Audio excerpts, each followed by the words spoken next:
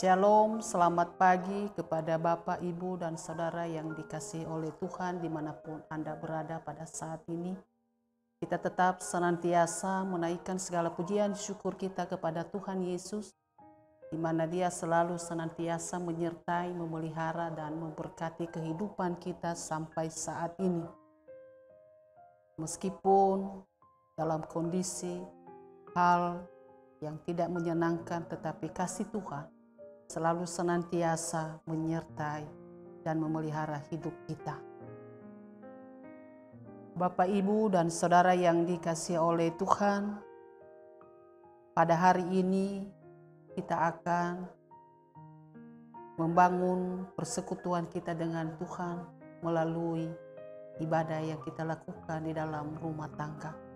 Dan yang menjadi renungan kita pada hari ini terambil dari kitab Kolose pasal 3 ayat yang ke-5 sampai ayat yang ke-11. Sebelum kita membaca dan merenungkan firman Tuhan ini, mari kita bersatu di dalam doa. Allah Bapa Surgawi, di dalam Yesus Kristus, pada saat ini kami tetap senantiasa bersyukur atas kasih Tuhan, di mana Tuhan telah menyertai kami. Terlebih Tuhan memberikan kesempatan bagi kami untuk membaca dan merenungkan firman Tuhan. Biarlah urapan Roh Kudus-Mu yang selalu senantiasa menjamah setiap hati kami, sehingga pada saat kami membaca merenungkan firman Tuhan, kami dapat mengerti dan kami mampu melakukan dalam kehidupan kami. Berfirmanlah Tuhan, karena hati kami telah siap untuk mendengarkan firman. Di dalam nama Yesus kami berdoa. Amin. Demikianlah firman Tuhan, manusia baru. Karena itu matikanlah dalam dirimu segala sesuatu yang duniawi, yaitu percabulan, kenajisan, hawa nafsu, nafsu jahat, dan juga keserakahan yang sama dengan penyembahan berhala. Semuanya itu mendatangkan murka Allah atas orang-orang durhaka. Dahulu kamu juga melakukan hal-hal itu ketika kamu hidup di dalamnya. Tetapi sekarang buanglah semuanya itu, yaitu marah, geram, kejahatan, fitnah, dan kata-kata kotor yang keluar dari mulutmu. Janganlah kamu saling mendustai, karena kamu telah menanggalkan manusia lama serta kelakuannya, dan telah mengenakan manusia baru yang terus-menerus diperbaharui untuk memperoleh pengetahuan yang benar menurut gambar Khaliknya.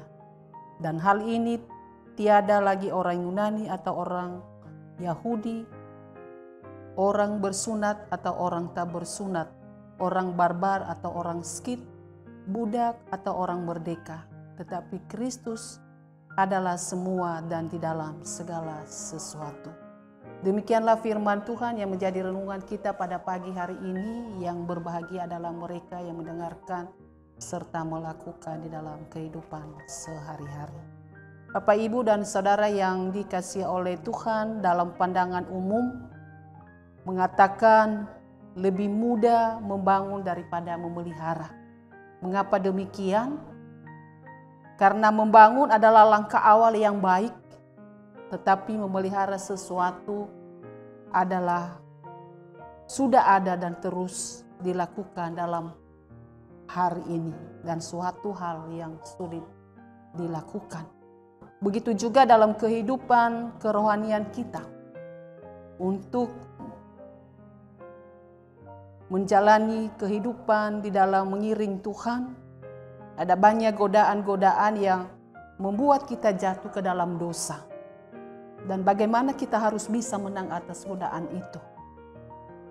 Bapak, Ibu, dan Saudara yang dikasihi oleh Tuhan, di dalam firman Tuhan pada hari ini ada beberapa poin yang harus kita perhatikan sebagai orang yang percaya kepada Yesus. Ini adalah nasihat yang disampaikan oleh Rasul Paulus kepada jemaat yang ada di Kolose. Yang dimana jemaat yang ada di Kolose adalah orang yang sudah percaya kepada Yesus Kristus, orang yang sudah mengalami kehidupan baru. Tetapi di dalam kenyataannya mereka masih hidup di dalam kehidupan yang lama. Sehingga Rasul Paulus dia memberikan satu nasihat supaya jemaat-jemaat ini dapat menyadari siapakah mereka di hadapan Tuhan. Di dalam ayat yang kelima, apa yang disampaikan oleh Rasul Paulus, dia katakan, karena itu matikanlah dalam dirimu segala sesuatu yang duniawi. Ada beberapa perkara yang harus dimatikan di dalam kehidupan orang yang percaya kepada Yesus Kristus, di mana di dalam nas firman Tuhan ini adalah dosa yang harus dimatikan adalah percabulan, kenajisan, hawa nafsu, nafsu jahat, dan keserakahan. Dan keserakahan disamakan dengan penyembah berhala. Penyembahan berhala adalah tidak bergantung atau tidak lagi beriman kepada Allah. Artinya yang paling terpenting dalam kehidupannya adalah hal-hal yang membuat dia ada ketergantungan, misalnya kedudukan, tradisi, kekayaan, dan lain sebagainya. Di dalam nas firman Tuhan ini ada peringatan keras yang disampaikan oleh Rasul Paulus. Dia katakan semuanya itu akan mendatangkan murka Allah atas orang-orang durhaka. Bapak, Ibu, dan Saudara yang dikasihi oleh Tuhan, mengapa hal ini harus dimatikan di dalam kehidupan orang percaya? Karena hal tersebut bisa mendatangkan murka Allah. Dalam Efesus 5 ayat yang kelima, yang berbunyi demikian, karena ingatlah ini baik-baik, tidak ada orang sundal, orang cemar, atau orang serakah, artinya penyembah berhala yang mendapat bagian di dalam kerajaan Kristus dan Allah. Artinya orang yang masih melakukan hal-hal yang demikian, maka kehidupannya tidak akan berkenan di hadapan Tuhan.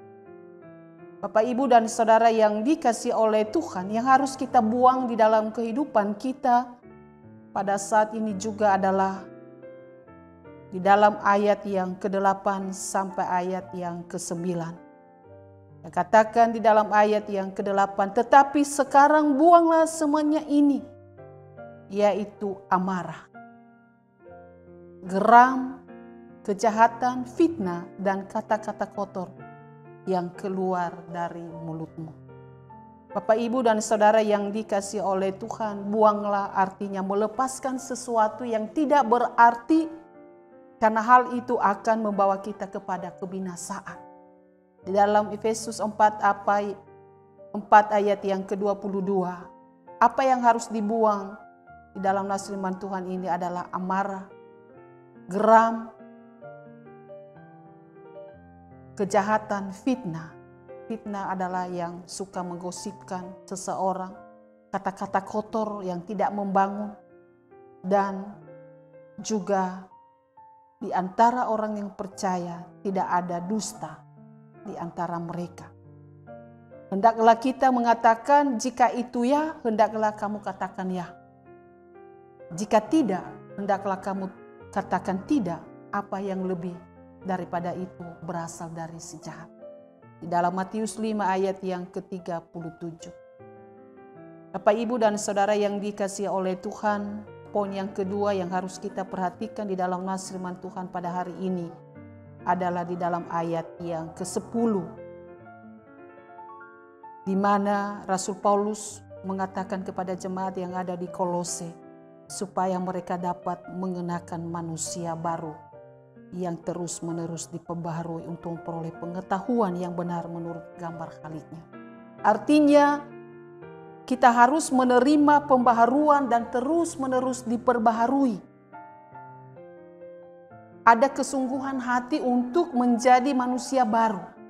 Karena status orang yang percaya kepada Yesus Kristus adalah manusia baru. Oleh sebab itu perilaku, pikiran, perkataan harus diperbaharui. kebiasaan-kebiasaan lama harus dilepaskan. Dan pembaharuan tidak hanya sekali saja, melainkan terus-menerus supaya orang percaya semakin serupa dengan Kristus Yesus. Itu yang Tuhan mau di dalam hidup kita. Sikap utama dari orang yang sudah lahir baru atau manusia baru adalah harus mengoreksi dirinya supaya menjadi lebih baik. Dan yang kedua adalah lahir baru membuat orang semakin dekat dengan Tuhan. Bapak, Ibu, dan Saudara yang dikasihi oleh Tuhan, poin yang ketiga yang harus kita perhatikan di dalam nas firman Tuhan ini adalah ayat yang ke-11. Tembok pemisah telah roboh. Sehingga dia katakan tadi, tiada lagi orang Yunani atau orang Yahudi, orang bersunat atau orang tak bersunat, orang barbar atau orang skit, budak atau orang merdeka, tetapi Kristus adalah semua dan di dalam segala sesuatu.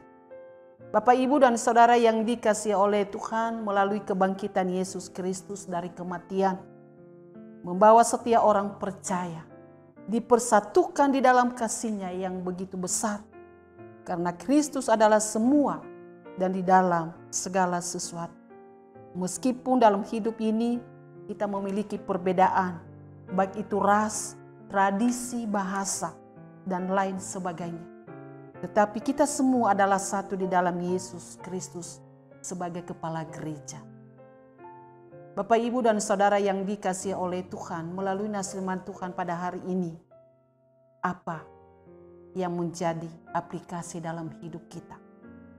Di mana pada hari ini kita masih merayakan hari Paskah atau hari kebangkitan Tuhan Yesus dari kematian. Yang pertama adalah yang harus kita lakukan dalam hidup kita. Kita harus memiliki kesungguhan hati untuk meninggalkan virus dosa yang akan membawa kepada kebinasaan yang kekal. Dan yang kedua, kita harus hidup di dalam pembaharuan yang terus-menerus, baik di dalam pikiran kita, perkataan, dan perbuatan. Sehingga hidup kita dapat menuju kesempurnaan yang Tuhan kehendaki. Dan yang ketiga, marilah kita bangkit bersama untuk membangun persekutuan yang erat dengan sesama tanpa melihat perbedaan. Karena kita satu di dalam Yesus Kristus sebagai kepala gereja. Bapak, Ibu, dan Saudara yang dikasihi oleh Tuhan, yang menjadi pertanyaan bagi kita pada saat ini, apakah kita sudah menjadi orang yang sungguh-sungguh hidup di dalam kehendak Tuhan? Mari kita mengintrospeksi diri kita kepada Tuhan. Kalau belum, mari kita memohon pengampunan pada Tuhan. Mungkin selama ini masih banyak dosa yang masih menggeluguti kehidupan kita, yang membuat kita jauh daripada Tuhan. Mari kita bangkit bersama dengan Tuhan, sehingga hidup kita dapat diperbaharui oleh Tuhan. Selamat merayakan Paskah. Tuhan Yesus memberkati kita semua. Amin. Mari kita bersatu di dalam doa. Ya Tuhan Allah kami yang bertakhta di dalam kerajaan surga, Allah yang sudah bangkit, dan pada saat ini kami sangat bersukacita dan bersyukur atas kasih karunia Tuhan yang Tuhan nyatakan dalam hidup kami. Terlebih firman-Mu yang selalu senantiasa Tuhan anugerahkan dalam hidup kami. Tuhan mengingatkan kami sebagai umat yang sudah ditebus oleh Tuhan, bahwa status kami di hadapan-Mu adalah manusia baru. Oleh karena itu, kami harus diperbaharui terus-menerus menuju kesempurnaan yang Tuhan kehendaki dalam hidup kami. Bapa Sorgawi, meteraikanlah firman-Mu dalam hati kami, setiap kami yang mendengar. Sehingga firman-Mu Tuhan sungguh-sungguh menjadi bagian dalam hidup kami, yang selalu senantiasa membentuk karakter kami, sehingga kehidupan kami dapat menjadi kemuliaan Bapa di surga. Bapa Sorgawi, pada saat ini juga Tuhan kami berdoa untuk para pemimpin bangsa dan negara kami, dari pusat sampai ke daerah.